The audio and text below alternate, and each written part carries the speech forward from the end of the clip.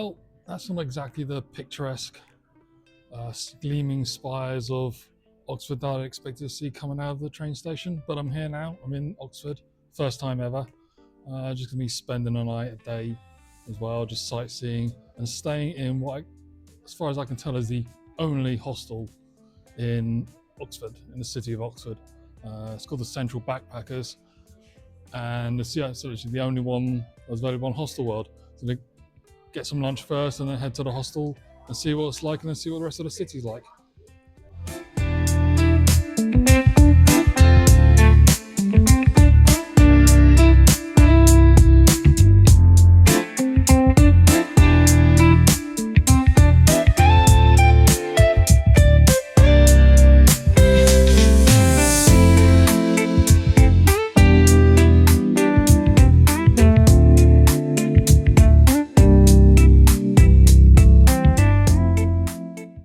The Central Backpackers Hostel is located just outside the historic city centre.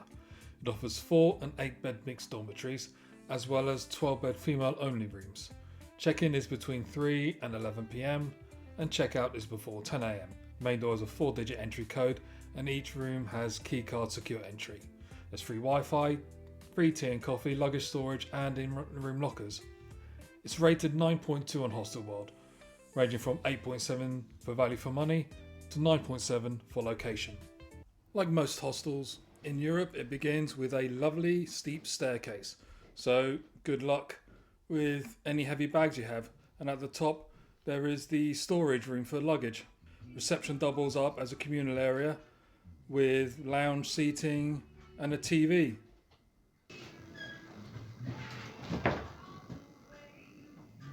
There are 7 rooms in all, 5 of them on the side of reception and 2 in the communal area. On the side of reception there are 2 toilets and shower rooms. I was in room 7, which is a 4-bed dorm. It's small, but there's enough room for baggage storage and moving around. The beds are man-sized, so plenty of length and width for people like me.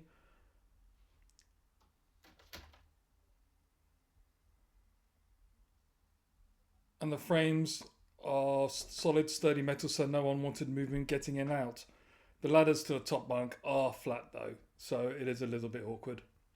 Each bed has a wooden box shelf with a nightlight for things like phones and a socket with each one. The other side has 2 toilets and hot drink facilities, as well as a very clean and modern kitchen, which everyone is free to use to cook at any time of the day. This also includes 2 fridges for guests to use to store any of the ingredients they buy. In this hostel, breakfast is not provided.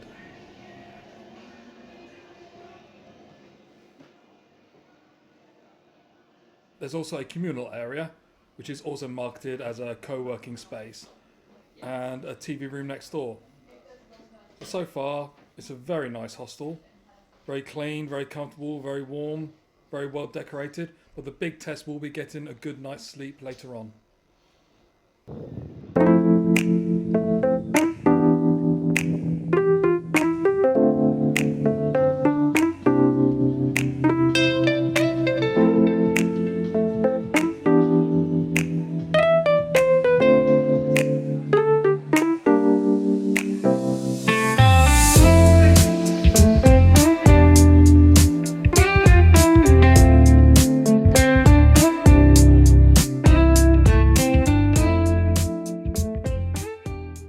Here's an interesting spot.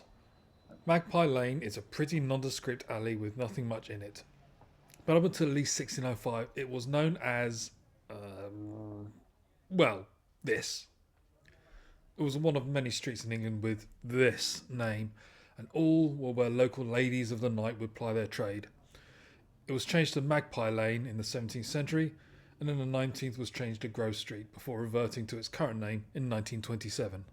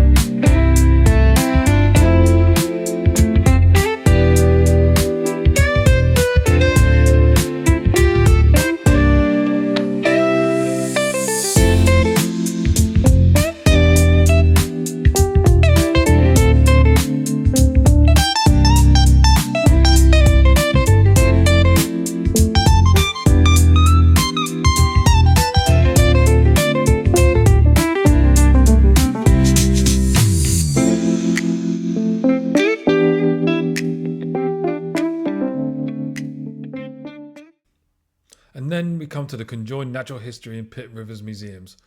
The Natural History Museum was built from 1855 to 1860 and designed in the neo-Gothic style by Thomas Newnham Dean and Benjamin Woodward.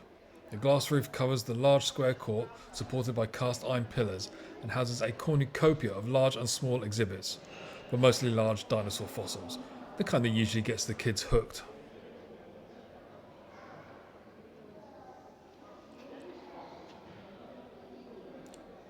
For most, you really do need to keep your hands to yourself, and so many are in cabinets, but some you are encouraged to touch.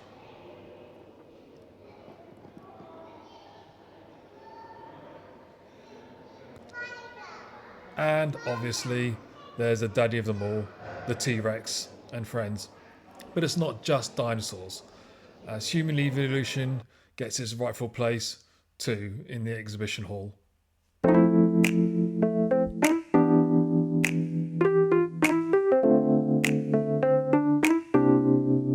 The Pitt Rivers Museum is in an adjoining building that was designed by Thomas Manley Dean and built between 1885 and 1886. It was founded by Augustus Pitt Rivers, who donated his collection on condition that a permanent anthropology lecturer be appointed at the university. This place feels more like the world's greatest flea market, like Snooper's Paradise in Brighton, but with more class and guns. Everything is laid out logically, but it's all tightly packed in, so good luck if you have claustrophobia or if you're in a wheelchair or have any other access or disability issues. The collection feels like it covers an infinite variety of aspects of human culture. The spiritual, the practical, the artistic, scientific, nurturing and violent. Some of the items are archaeological, some more engineering and technology, but all provide a fascinating insight into human development across ages and continents. For me, the Pitt Rivers Museum is the must-see part of this museum duopoly, as there really is nothing like it anywhere else. So when you come to Oxford, make sure you make your way over here.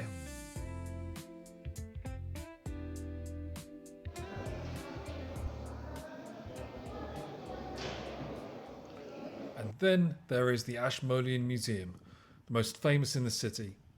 It first opened in 1683 to house the collections of Elias Ashmole and is the second oldest university museum in the world, after the University of Basel in Switzerland.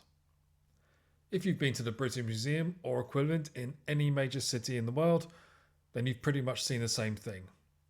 Artifacts come from all corners of the world: Egypt, Japan, China, India, UK, Italy, Greece and the Americas.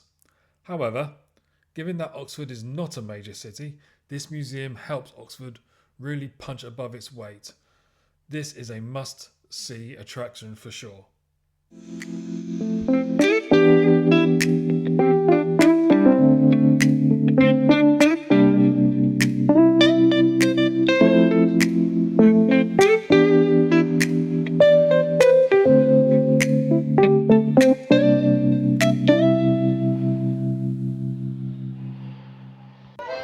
And that was the ancient university city of Oxford, one of the most quintessentially English cities in the country. Thankfully, it wasn't obliterated by the Luftwaffe in World War II, so it's a fascinating insight into what could have been for many other parts of the country. Oh, and there was a lot of Morris dancing going on while I was there, which I think is always fun to watch. And if you do visit and you want a cheap, comfortable and convenient place to stay, then do check out the Central Backpackers Hostel. I had a very good night's sleep.